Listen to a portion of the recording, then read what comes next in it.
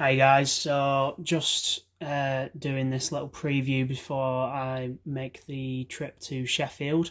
Just going to give my thoughts. So basically, going into this game today, Sheffield have been unbeaten in their last 8 and they've won 5 of those 8 games. In comparison to Rovers, we've only won 2 of our last 8 games and have only actually scored 2 goals in those last 8 games as well. So that makes pretty grim reading, obviously, as a Rovers fan in terms of the form, but you do have to maybe take into consideration somewhat. We beat them 3-1 at Ewood, but I mean, it seems like a totally different Sheffield United team now compared to then. And really, that was at the start of Rovers' great run of form we went on, getting ourselves up to second place after that Fulham defeat, and that looks a very different Rovers side now, to be honest. So I'm going to be somewhat optimistic though and go for a 1-1 draw. I would not be surprised if this was another 0-0 draw, to be honest. Prior to Sheffield United beating Swansea 4-0, they did draw twice in the 2 games previous to that 0-0. So I wouldn't be shocked if it was a 0-0, and obviously we can't buy a goal right now. And look at how many 0-0s we've had in those last 8 games. But I'm hoping that I'm praying that we can at least get a goal to celebrate tonight. What would just be nice to see at this point. Just a bit of kit I've got on. I've got the Football Town away shirt for Red Rose, it's called on the Football Town website, and I've also got my Blackburn Rovers scarf to go with. I'm choosing just a neutral Hugo Boss coat tonight because after the Hull away game, I did get a bit of abuse whilst wearing my Blackburn Rovers big warm coat. So, I mean, I need to be a bit wary of the Yorkshire fans, I feel. So if it does go badly tonight like it did in Hull, I'd rather not be getting a bit of abuse on my way out, adding insult to injury. Right,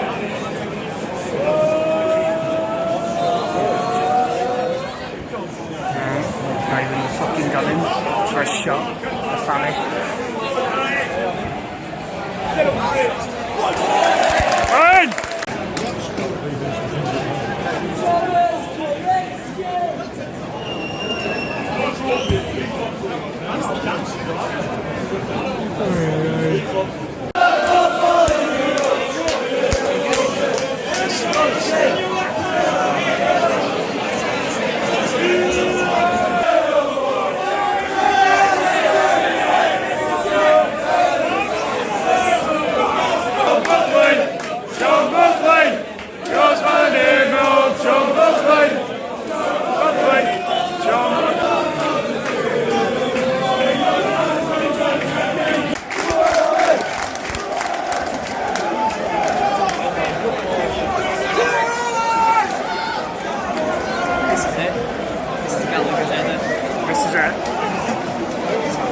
I haven't scored from a corner for a while.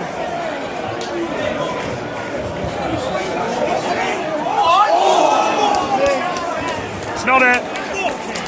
Dirty Yorkshire bastards! You dirty Yorkshire bastards! You dirty Yorkshire bastards!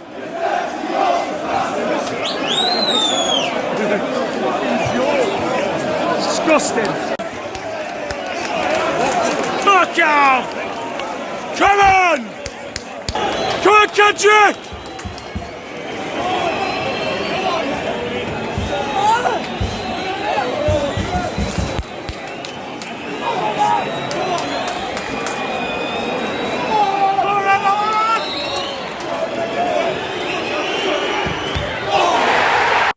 Well, what a shit show that was. I'm absolutely gutted, to be honest. I genuinely felt sick at the end of that game. I'm sick of this team not scoring. And to be honest, I'm sick of fucking January and February. It's not a coincidence anymore that since promotion from League One, without fail, this team has crumbled in January, February every season. Last year, in and around the playoffs, looking like we were going to potentially get into the top six. At the end of February, where did we find ourselves? Languishing in lower mid-table. Even some people were talking about relegation. It got that bad. And now, a game or two ago, it was talking about top two, challenging Bournemouth. And now, I honestly would not be surprised if we didn't finish in the playoffs. There are so many teams going for the playoffs, and there's going to be about 2 or 3 teams that miss out of the top 6. And at this moment in time, it looks like we're going to be one of them. We can't buy a goal right now, and it's shocking. Did Sam Gallagher have a shot today? £5 million player. Since getting relegated from the Premier League, we've only spent more money than that on 2 players. Jordan Rhodes, who gave us 20 plus goals a season for 3-4 seasons in a row, and Brereton Diaz, who's proved his worth this year, and we will make a profit on in the summer, no doubt. But Sam Gallagher has been an absolute waste of time. The fact he's been given a contract, but the likes of Ryan Nyambe, who gives 7s or 8s every game, Daryl Enion, who's the captain of this team, who's been so defensively sound this year, he's not been given a contract. Joe Rothwell, he's not been given a contract, but we've prioritised someone's contract who, as far as I'm aware, hasn't broke 10 goals in a season since we signed him permanently. I'm pretty sure that's the case. And he just looked absolutely bang average. He's never looked any better than that. And to be honest, he's been below average, I would say, most of his performances in a Rovers shirt. He's not fit to lead the line for Rovers. And I think Mowbray will fall on his sword with not signing a striker in January. Mowbray knew that Diaz was going to be leaving for 2 games in January, which he obviously did, and if he's fit to do so, he will be leaving for another couple games in a month or two's time for Chile again. Did he honestly think that Gallagher, who has 5 or 6 goals this season in God knows how many minutes, Khadra, Dolan, who neither are very clinical in front of goal, to be honest with you, did he honestly think that was good enough? It makes me think, well, was he thinking, I've got Bradley Dack to come back, so he'll be fine?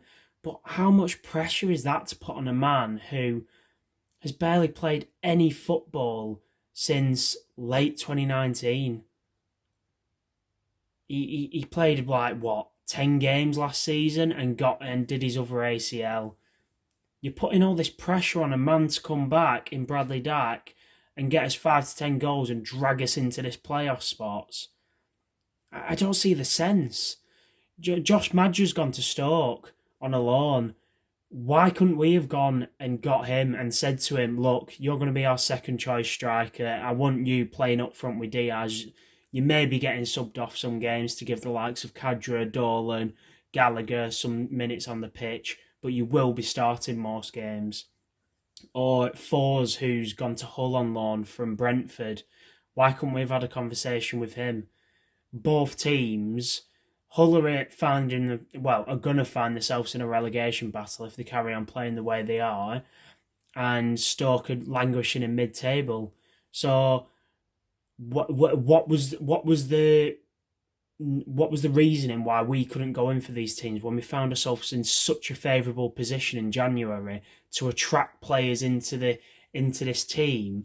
It's the best chance we've had of promotion in a decade. We've completely blown our chances of top 2. You can kiss that goodbye now. And we may even bottle playoffs, which even if we did get there, I don't rate our chances anyway. We've proven in this run of games we can't beat teams who are around us at all. We beat Borough 1-0. We shithoused a 1-0 at home.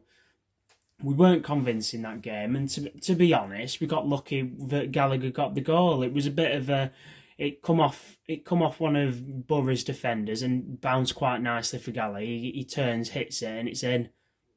It weren't a nice bit of play. It weren't breaking down their defence. It was that bit of luck, which it seems like has ran out for Rovers. You can't be on top an entire half at Sheffield United. They go down to 10 men. You're still on top of them. You get a penalty, and you don't put it in. And I was never convinced with Kadra stepping up for that. He didn't convince me at all. The fact that Sam Gallagher isn't saying, I've got this penalty, this is mine. Or even the captain, Darrell Enian, saying, I'll take the responsibility for this one. Kadra's a young man at the end of the day. I'm not sure if he's even took a bloody penalty in his life. Never mind for first team football. So the fact we're pinning our hopes on someone who's at the start of his career, doesn't even play for Rovers, he's a loan player, instead of giving it to someone like Gallagher, who had a rubbish game. He may as well have not even been on the pitch. We were practically playing with 10 men anyway, to be honest with you. He's the smallest 6'4" striker I've ever seen. You compare him to the likes of someone like Rudy Gestede, it's night and day. He may as well be 5'8". He does not play like a 6'4" striker at all. He's shite in the air. There's no point crossing the bloody ball into him, because if he's got someone marking him, he's not winning the header. Ever. He doesn't really have a physical presence about him. He's got no pace. He's not really that good of a finisher. I can't believe we've wasted 5 million on someone who the season before we bought him was shite at Birmingham. And even when we did have him on loan, and he was quite good in that loan season, albeit we did go down, he weren't actually that good under Mowbray. It was under Boyer.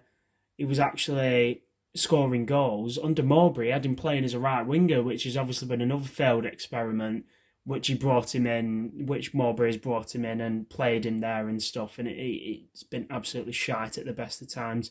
And another player he's messed about with this year has been John Buckley. John Buckley, without a doubt, was one of the best players of the first half of this season. I saw many people on Twitter saying he was actually the best player of the season up and so far back in December, towards the end of the year, saying he's been the best player of the season so far. He's been better than Brereton. Brereton's just been getting all the plaudits because of his numbers. And he's made an absolute cock-up of John Buckley. It baffles me that he's playing someone who is so obviously a midfield player as this false nine, attacking midfield role, where he doesn't have the physical presence to go up against these big championship centre-backs. He doesn't have the ball, he doesn't have the pitch in front of him to put balls in behind, which I think if you ask any Rovers fan is his biggest attribute, is his long-range passing, is his vision to just pick a pass. And I've heard many people, when I've been on the match days, say they haven't seen as good as someone who can pass a ball that good since the likes of Tugai. And what does that say when we've got a player who's come through our academy and can pick balls with ease like that, to put it in behind for Kadra and Diaz, who've got the pace to get in behind? And what does Mowbray go and do? He puts him in a false nine position, where it means he's got his back to goal. He doesn't have the time or the pitch in front of him to pick a pass for runners, because he's the one up front.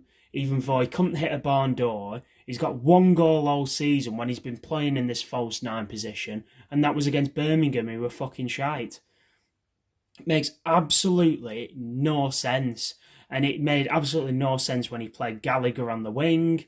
And I just give up with him. I honestly give up with him.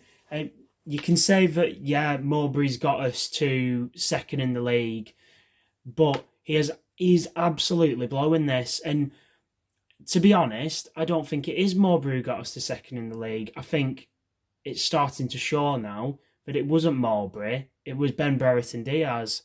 As soon as you've took him out of this team, and obviously he hasn't scored a goal this year, what has happened to our form. We have been chronic. We have been chronic since the new year, and that is in correlation with the fact Ben's goals have dried up. He hasn't scored a single goal this year. And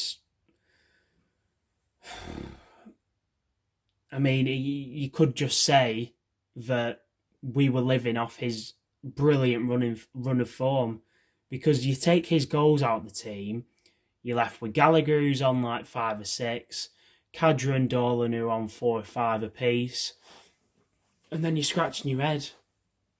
You're looking at like the centre backs who are next in line for your highest goal scorers, and to be honest, that's simply not good enough. When you're thinking of your goals in a team, when you're looking around and you're saying who's going to step up and put this ball in the back of the net, when you think you can't criticise the defence at all. They've been solid even throughout this period. We've only been getting beaten by 1 goal. Other than the Notts Forest game where we only had 10 men, we obviously lost 2-0, trying to push on for the equaliser. It's been the odd goal we've either lost by or it's been a 0-0. You can't criticise the defence, to be fair. It's the attackers that are letting the defence down. Because if the offence was just as good as the defence, we would be in the top 2. But you're looking around at this team. You've got Nyambe, who's never scored a career goal. You've got Lenihan, who's chipped in with a couple this season, to be fair. Van Eyck's got 1. Wharton hasn't got any to his name. Pickering's got 2, to be fair to him. Like I said, you can't really be looking at them to chip in, but obviously any they do chip in is a bonus. But then my real problem starts to come when you get into the midfield. Travis hasn't scored a goal this season. He's played every game, I would have thought. I know it's not exactly his job, and I know he's brilliant at what he does, but he does need to be adding that to his game, to be fair. We can't have a player who's playing week in, week out, and doesn't really contribute in terms of goals and assists to this team. As much as he does defensively work, the problem at this moment in time is the fact we can't score a goal to save our lives. We can't buy a goal. John Buckley, 1 goal all season, less than our left back. Our left back, bearing in mind, who's been injured for quite a bit of this season. Our left back who's missed probably 10, 15 games probably over the season. Edun had to play quite a few games to cover for him. So, yeah, that's John Buckley, who's playing as your false 9, who's supposed to be leading the line, has less goals than our left back. Joe Rothwell. Bournemouth's plan, if it was a plan, to rattle him and get in his head has certainly worked, because since the whole fiasco with Bournemouth, he's been absolutely shit. I haven't seen him do one of his trademark runs where he just picks the ball up and drives at a defence once since then. And even then, he's only got 3 goals for the season. And for someone who's played pretty much every game, just like Lewis Travis, just like John Buckley, it's not good enough. Your numbers need to be higher when you're playing in a team that's been 2nd and 3rd for nearly half the season, and you're not putting up numbers that show that. I mean, Gallagher, Kadra, Dolan, again, the numbers aren't high enough. The drop-off between Brereton, who's at 20, and bearing in mind hasn't scored a goal in 2022, hasn't scored a goal since the 29th of December, and Gallagher has only got 1 in that time. I don't think Kadra's scored a goal in that time. I don't think Dolan has either. It's worrying. It's really worrying. And if we go into Saturday and don't win, then I think the fans are going to turn on Mowbray. I can only see it going that way. This is the longest period of time in our history that we haven't scored a goal. 5 games without a goal. And I mean, that's the 2nd record Mowbray's broke this year, so well done to him.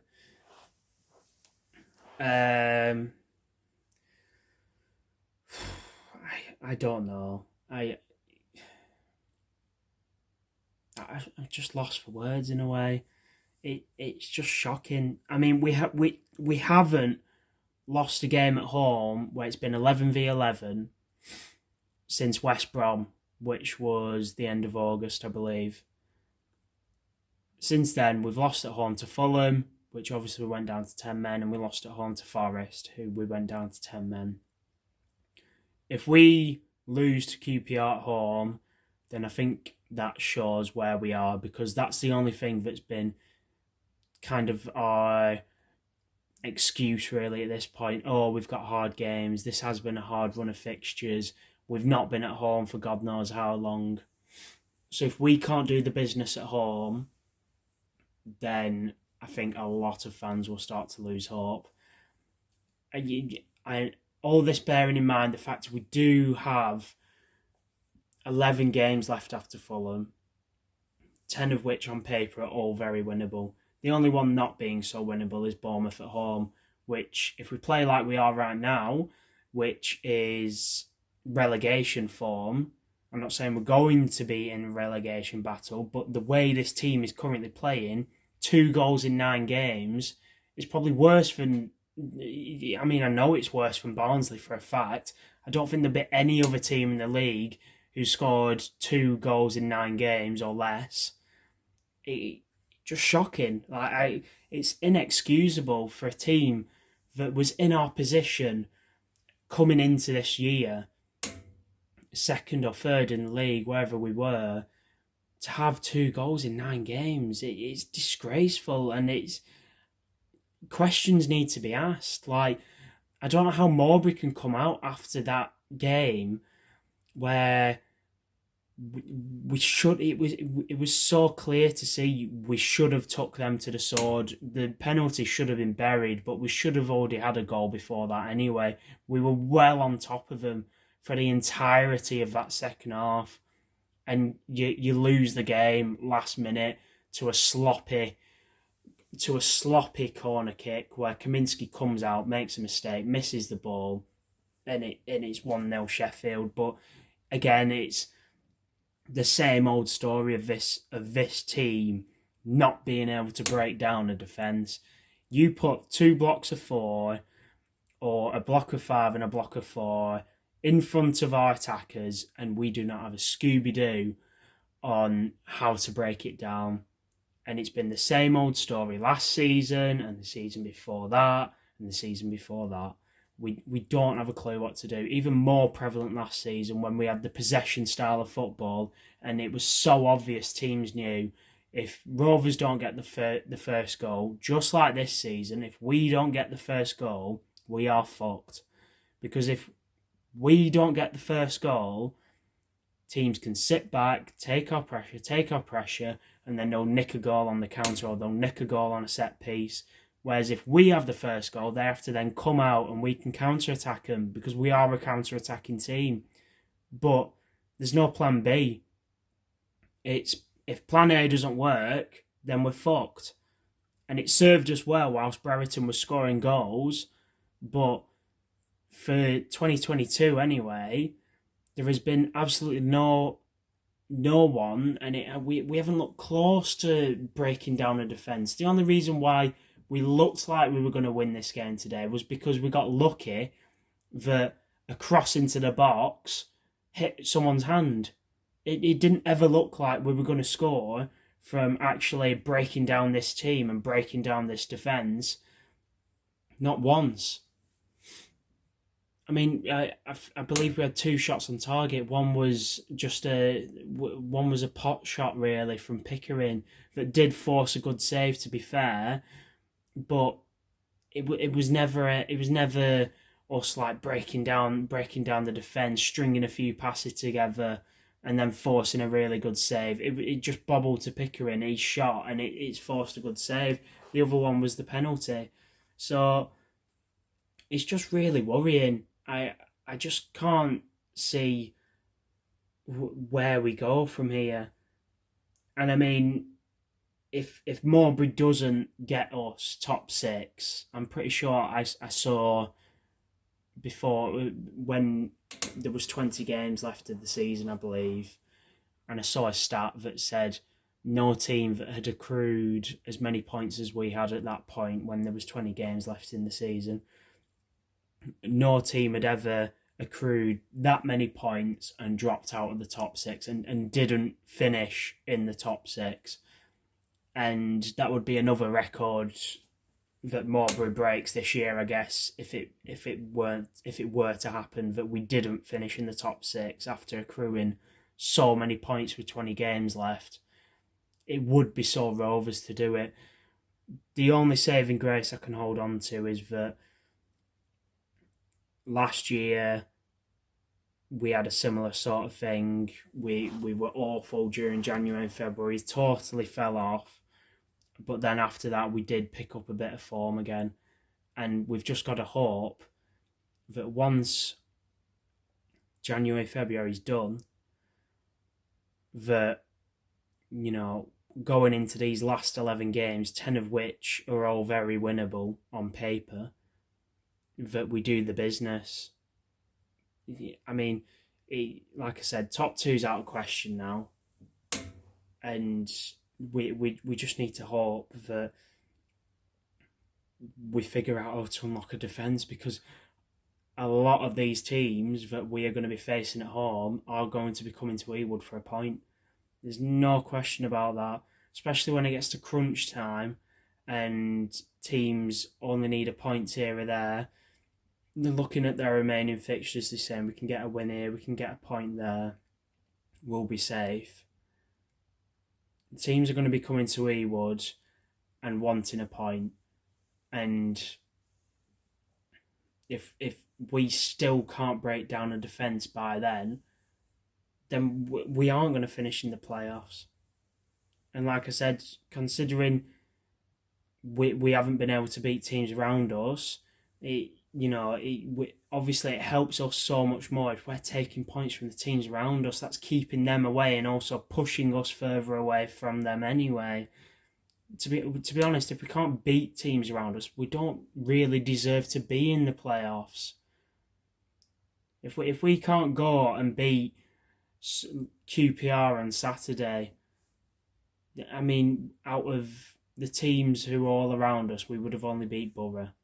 And we've played Notts Forest, we've played West Brom, we've played Sheffield United, we'd have played QPR if we lose and we don't beat them. You know, we haven't beat Huddersfield this season.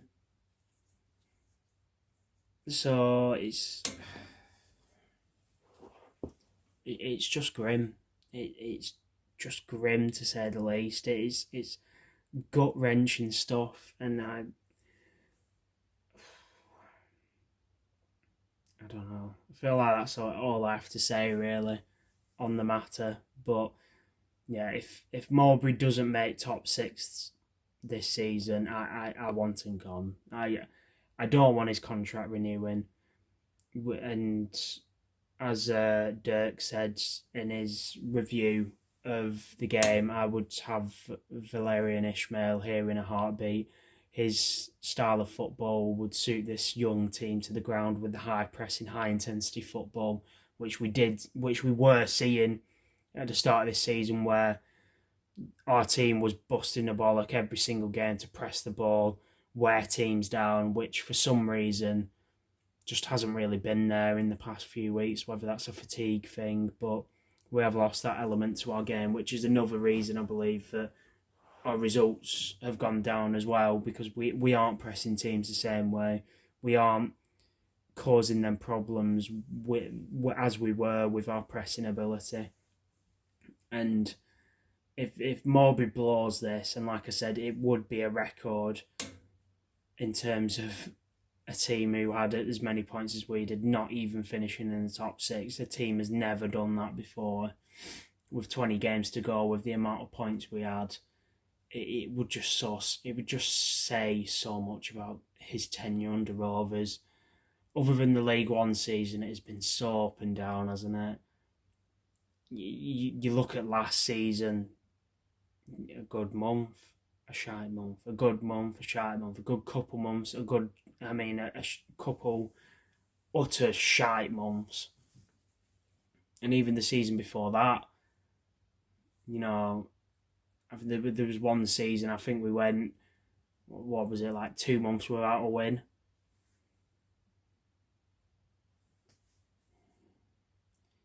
And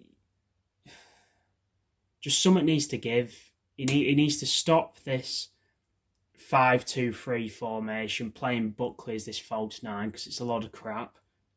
It hasn't worked once, not having three in midfield. I don't know why he divert from the 5-3-2, which served him so well. Having, Buckley as your one pulling the strings, Rothwell driving you forward, Travis as your holder. I don't know why he diverted from that. It seemed no apparent reason to divert from that. Why change something that's working? But he's changed it now, and he's getting what he deserves, because he tampers with things for no reason. And I honestly can't get my head around it. I think Hull was the first time he tried it, and it was absolutely abysmal. And I can't really complain at John Buckley, because he's being forced to play in a position that I know he isn't suited to. But if he's going to carry on and persist with this false nine, Buckley needs dropping. Dolan needs to go into that position. Although I wouldn't be dropping Buckley, I'd be bringing him deeper into a midfield three. But then I'd also be dropping the likes of Joe Rothwell, who hasn't pulled his weight since the whole Bournemouth fiasco.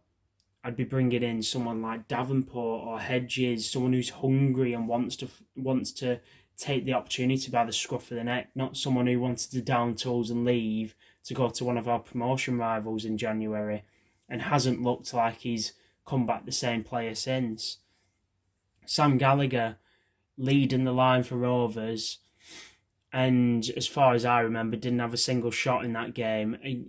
We're playing against 10 men.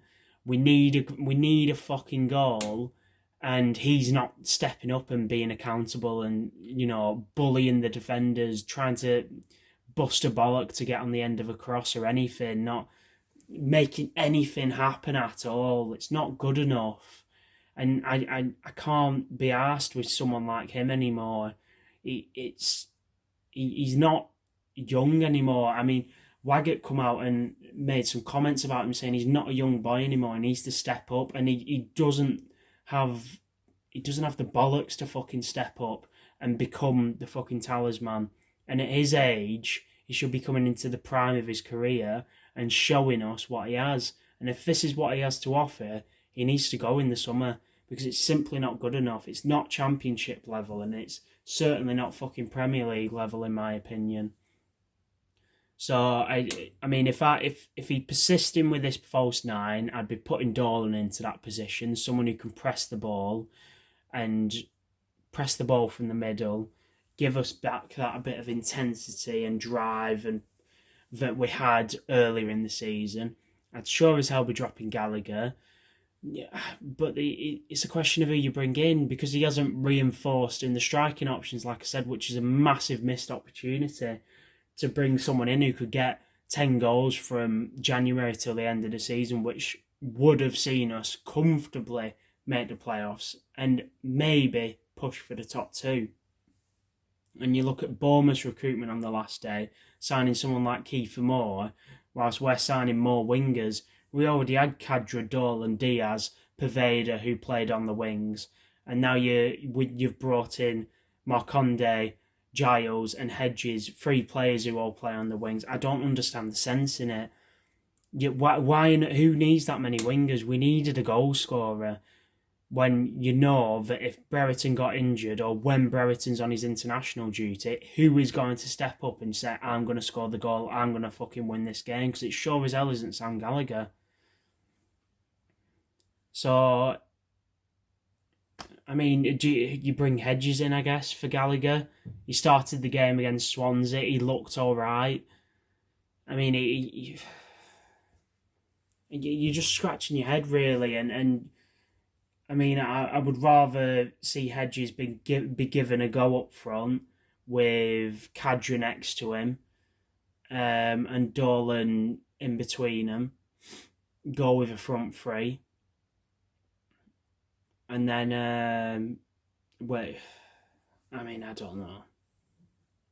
Personally, I'd be going with the 4-3-3. I think you can't win a game without scoring a goal ultimately, and as much as defensively sound as this formation is, we can't buy a goal right now. So something needs to give, something needs to change.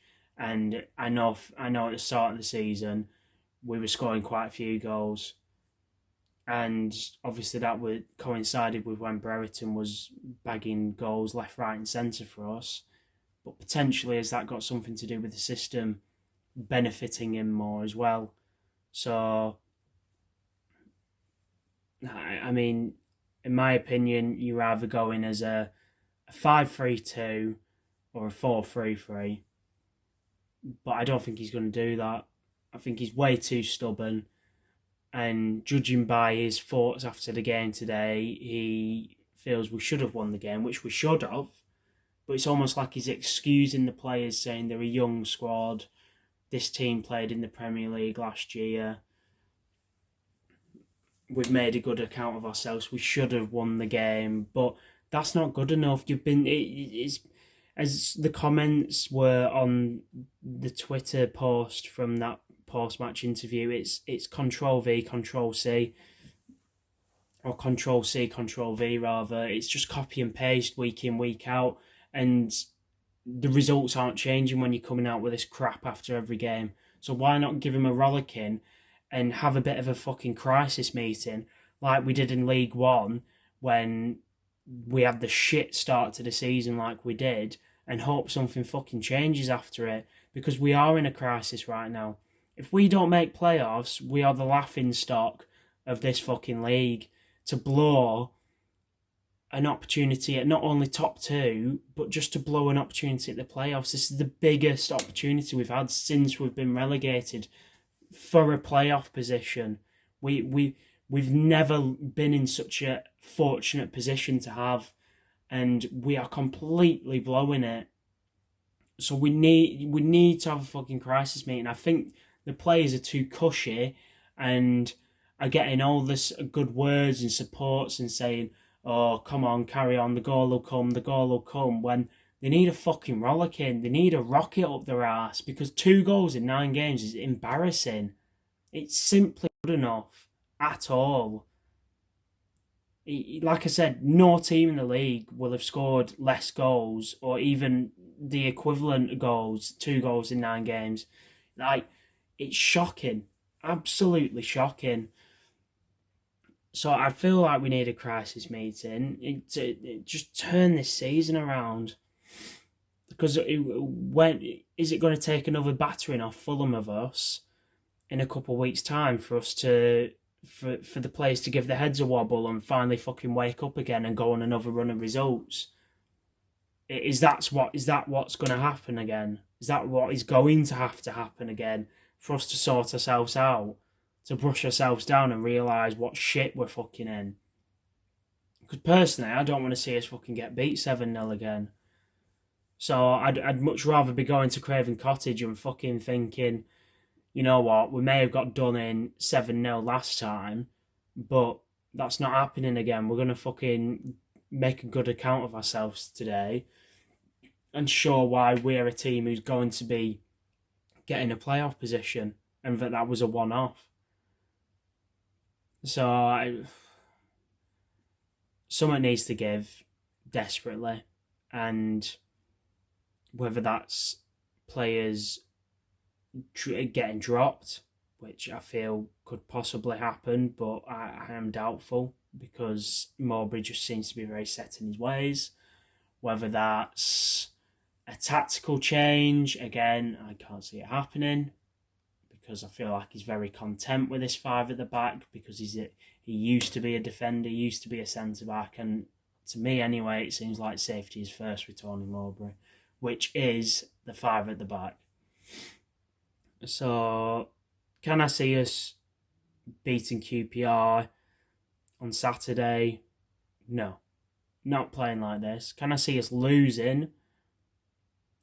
Potentially. The only saving grace I have is the fact we're at home. If we were to lose against QPR, then like I said, I think it's time for the fans to make their thoughts heard to Tony Mowbray, to get it through to the team that this is unacceptable and that we are blowing a massive chance here if we lose that game against QPR. That game against QPR has become make or break really for this season. If we lose against QPR, it may be too little too late by the time it gets to those last 11 games. Because if our heads go down, the players' motivation, their confidence all drops. It doesn't matter whether on paper those games look a hell of a lot easier. It's trying to get these players going again and finding that run that we had in us earlier in the season.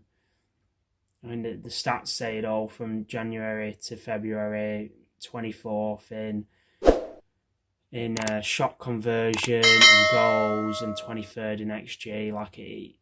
It's like I said, it's like we're a team who's fighting relegation right now. It's shocking.